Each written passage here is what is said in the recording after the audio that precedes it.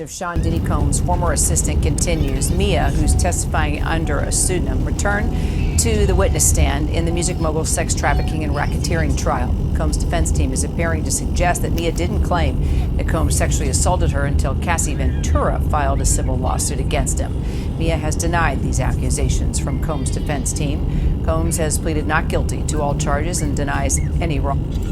Hell, Mia want that $20 million. Legal contributor and trial attorney Brian Buckmeyer joining me now from outside court there in New York City. Brian, the defense is working hard to portray Mia as an unreliable witness. In your opinion, is it working? Everybody know. I told you, Cassie got them $20 million. Everybody came yes out and no, and I'm sorry to give you the then. legal answer, Kira, and this is why I say that. I don't think the defense has gotten to a point where we can call Mia unreliable witness, but I do think they are working towards the idea that some of what she's saying can be questioned.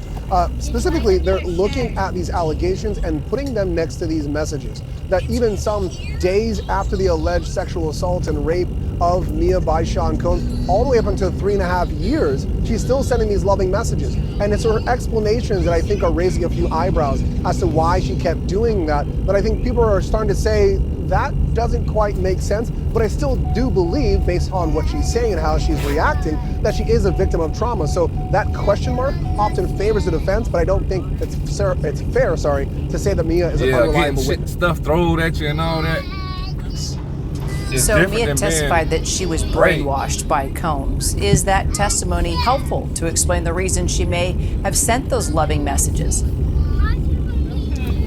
If it's helpful to anyone, I think it's probably more helpful for the defense. And I'm just going to quickly read my notes right here because it was somewhat jumbled and confusing. And that's why I think confusion for a victim is helpful to the defense. She said the reason why she was brainwashed, or the meaning of brainwashed to her, was that she was in an environment where the highs were really high and the lows were really low. She couldn't trust her instincts, that she was punished for the work that she'd done, that she worked to get into a good place. And she was trying to just, I guess, trained to react to make sure you keep Sean Combs happy, and if you don't, you get punished and argued. And she was consistently seeking his approval, and that he was the only authority figure that she really knew. And she said that, and that sounded great, but then Brian Steele came back and said, yeah, but you sent these messages 3.5 years after your employment with Sean Combs. You sent messages when Chadwick Boseman had passed away. You sent messages to highlight the anniversary of Kim Porter's death. Why would you still do that when you're no longer in Sean Combs' environment? And she didn't have much of an explanation for that. So again, I think a reliable witness, but raise some eyebrows.